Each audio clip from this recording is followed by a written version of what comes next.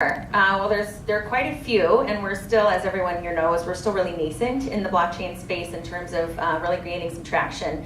So we're excited about projects like Native.io, which is creating ways that different influencers and small sets of groups, or they're called tribes on the platform, can create systems around each other. So whether you're funding a festival or you're doing a nonprofit fundraiser, they provide the platform for you to do that based on the Bancor protocol so that the token stays stable. So you can actually have some leverage and create your own followings around that.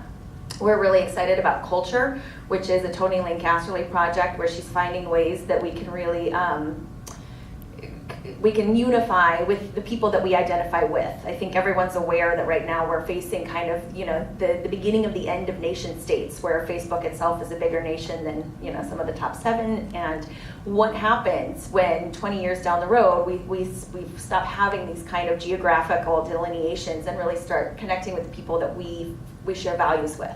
So there are different ways that are connecting people on kind of value sets, but then there's also really great projects in healthcare, in environmental stewardship.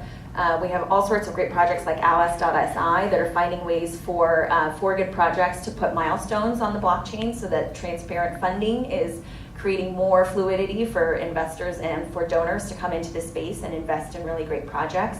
Projects like Giveth.io that are doing things where it's all completely in smart contracts and all completely decentralized. So I could go on for a while. Yeah, so as you look at all those projects, what are the criteria that you use to say, hey, this would really be a big service to humanity? What's your kind of mental checklist that you use to determine if it's worth your time?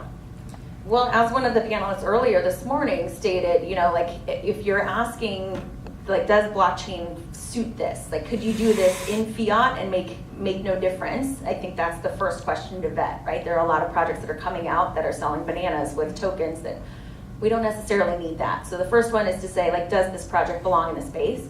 And the second one is, what problems are you solving?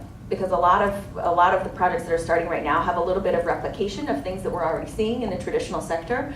And as I think many of the enthusiasts here know, we have a really new opportunity. This is a great new Wild West of ways that we can break out and do things differently than we did before. And I personally am a believer that we have a chance for the first time to break out of the nonprofit, for-profit binary and start creating more value around acts of service, around environmental goods, and ways that we don't have to necessarily look for fundraising anymore, that we can create that value with and for each other. I'm going to throw it to you for questions, but